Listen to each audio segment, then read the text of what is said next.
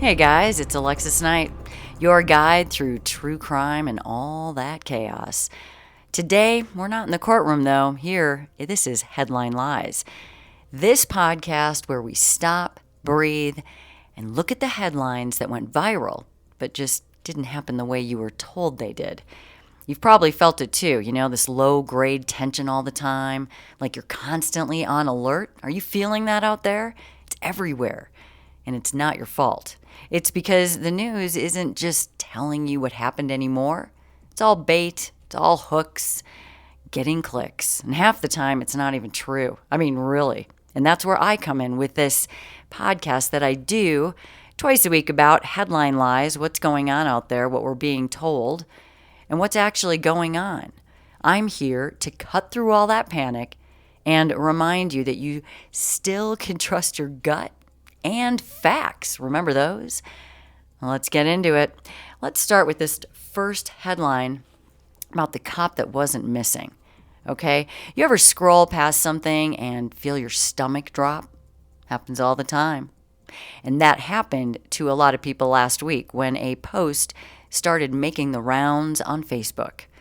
A photo of a woman in uniform, blonde hair, smiling, and the caption, "Missing female cop in Arizona.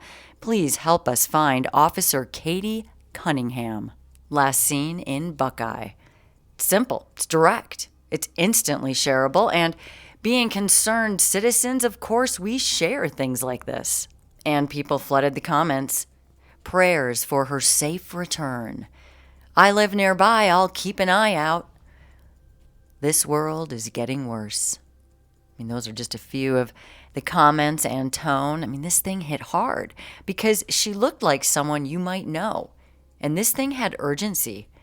Because, when a cop goes missing, especially a woman in uniform, that gets to people. It's rare. It becomes serious because it's a different kind of crime. It feels personal. Those are people that protect us. But here is the actual truth, okay? Katie Cunningham was never missing. Did you catch that? Never missing. She was not in danger. And get this, she wasn't even in Arizona. She was at home in Montana, working and just fine. She is a real officer. That part's true. The photo was outdated. The location totally made up. The entire thing was fabricated. And this was not a mistake, okay? This wasn't a well-meaning friend posting something that got confused in translation. This is what's happening out there. It's a deliberate hoax. They don't care if the information's right. They want you clicking, looking, and sharing. Now, you might ask, though, why would someone even do this? Why does this do anything? Well, viral outrage, okay, that is the currency now if you haven't picked that up. Get everyone upset and riled up. And that's how people make money. I mean, every share, every click, and I say this to you guys all the time, every emotional reaction, all they need is to get you with one emotion. It drives the numbers. And behind some of these posts, there are scammers. They're building pages very fast using AI. They're selling ad space and funneling traffic to sketchy links, donation scams. And here is what is worse. That lie, it worked. It got over 10,000 shares, thousands of comments, people ready to go out and search for this woman. She was never even in trouble. Meanwhile, there are real people that are missing. We didn't talk about them. That's why this show exists when I do these headline lies. If anything else, you got to listen to the headline lies. Mondays and Fridays, typically. Here we are on a Saturday. But because when you feel that fear or outrage or the heartbreak when you see some of these things, you deserve to know if it's real. Not some viral puppet show pulling your emotions for someone else's gain, pay their mortgage. So, the next time you see something that tugs at your gut, I want you to think of me and I want you to pause. Check it. Ask around. Look around. Katie Cunningham was not missing. She was not in any danger. But the truth was missing, wasn't it? All right, let's move on. You guys ever notice how the moment something big happens, There's always someone online yelling, "It was fake." Doesn't matter what it was, right? Space launch, protest, even an earthquake. Someone is going to call it a setup. This gets really confusing. Let's talk about the Blue Origin flight, okay? This was the one where Katy Perry went on, right? Remember that? Big PR splash, celebrity in space. And almost instantly, the conspiracy started rolling in because, of course, that happens. Videos were slowed down, analyzed frame by frame. Someone pointed out that the capsule hatch seemed to open from the inside, which obviously would mean the whole thing was staged, right? Wrong. People were claiming it was all done on a sound stage, that the celebrities never even actually left the ground, that the space flight was just high-tech green screen. But here's the part no one mentioned in those viral posts, okay? The Blue Origin capsules, they are designed to open from the inside and the outside, okay? That's what I call a fact. It's a safety feature, standard protocol. It's not a secret hatch for escaping the Hollywood backlot. Okay, NASA engineers actually came out and confirmed it because this lie got so loud, it needed real world correction. And you know, with all the headline lies out there, they usually don't do that. But they felt like they had to on this one. But if you notice, they really don't worry about fixing what's wrong. I mean, I'm telling you about it, but they just let you deal with it. This one, it kind of surprised me. They actually wanted to fix it. Now, why does this matter? Okay, because these stories don't stay small. All right, one TikTok with dramatic music and a zoom in on a blurry hatch latch, this thing is getting millions of views. It's hijacking our attention. People repost it, they're reacting to it, and suddenly you have a whole section of the internet convinced that this flight was a hoax. And this was an important thing. Meanwhile, real science, okay? Real innovation, it's getting drowned out. And that's not okay. This is where I want you to pause for a second, okay? What happens when everything becomes fake? When no one believes anything? That is a real danger. It's not about the launch. It's about what happens when we stop trusting anything and start thinking that we're the only ones with the real story. Because we saw a clip with creepy music and a red circle on it? Come on, guys. This was not a cover-up. This was a flight. And the only thing that got launched faster than that capsule was the giant lie around it. We have to get smarter, people. Okay, let's get on to this one that still has legs in a big way. You know, that the Trump shooting didn't happen, okay? This one is probably going to sting a little, okay? But I am here to bring you the facts, even if it hurts. So, sorry. There was an attempt on Donald Trump's life earlier this year, okay? Whether you support him or not, again, this podcast does not care. I don't care about sides, I care about facts. But this thing is a big deal. It's an attack on a former president on a public stage in front of a crowd. So if you don't like the people around, don't look at that. Look at what happened. And then right after it happened, the internet exploded. And not with concern about, wow, this can happen, with conspiracy. The whole thing was staged. He faked it for sympathy. It was all coordinated with the Biden campaign. I mean, there's so much going around out there.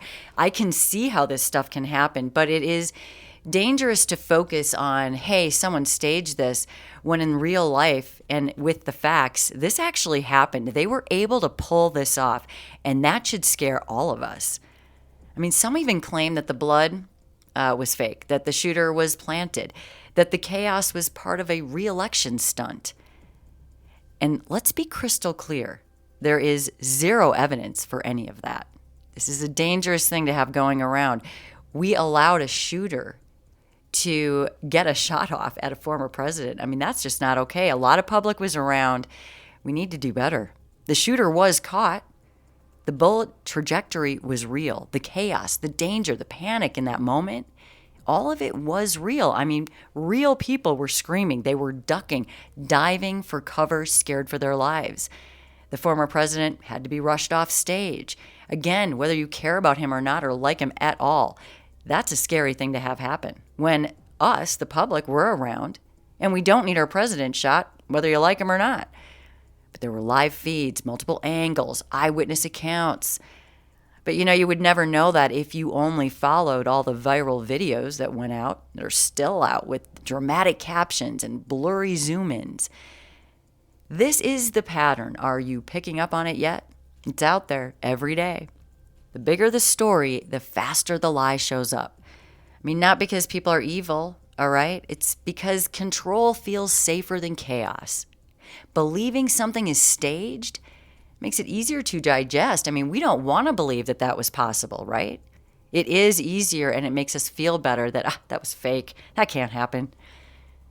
But when we go down that road, and then when every tragedy becomes fake news, we stop engaging with reality and the facts.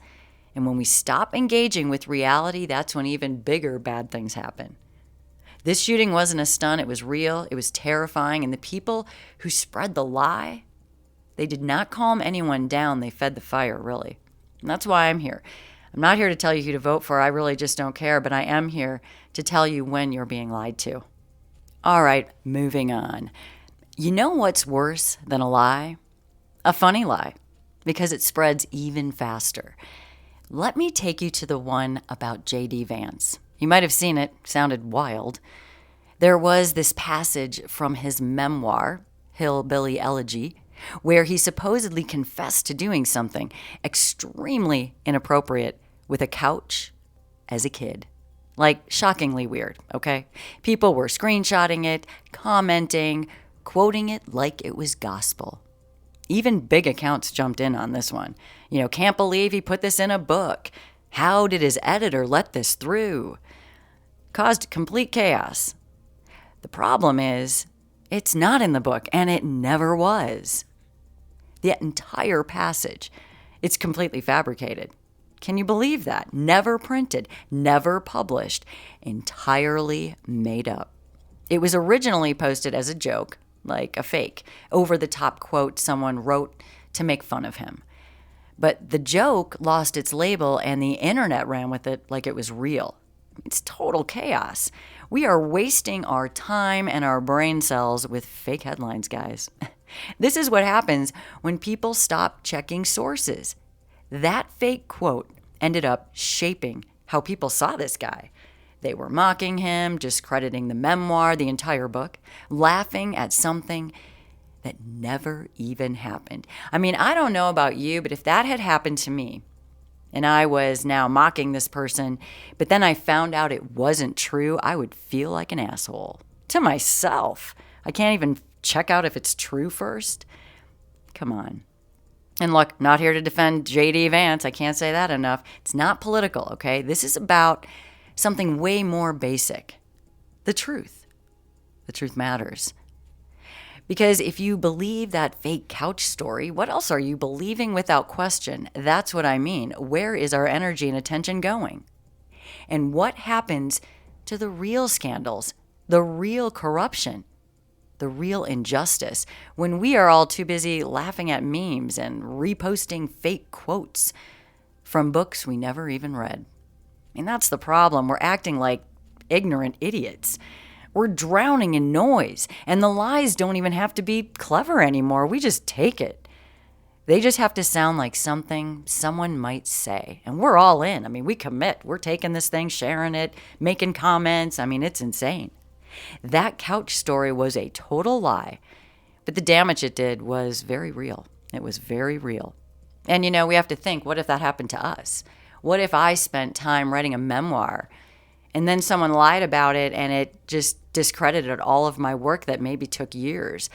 I'm not sure how I'd feel about that, but we don't think about that when it's somebody else. It's just nuts out there. Let's move on to the next and last one I'll do today. Kamala and the car crash that wasn't. Okay?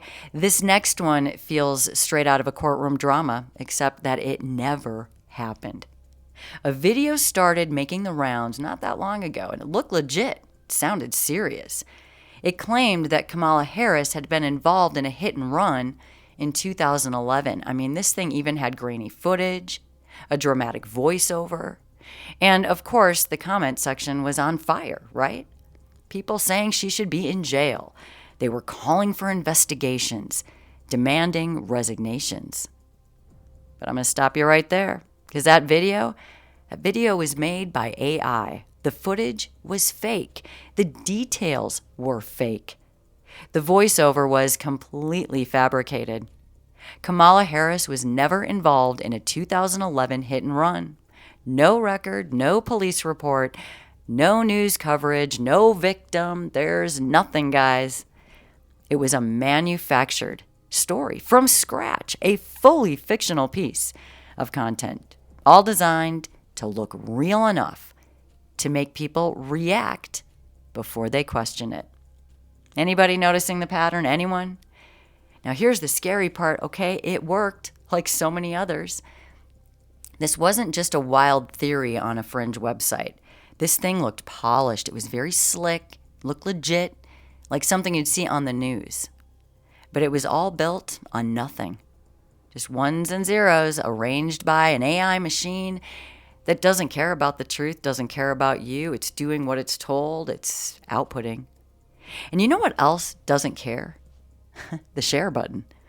People pass this thing around like it was a confirmed fact. I mean, people think they know something, and I have to laugh.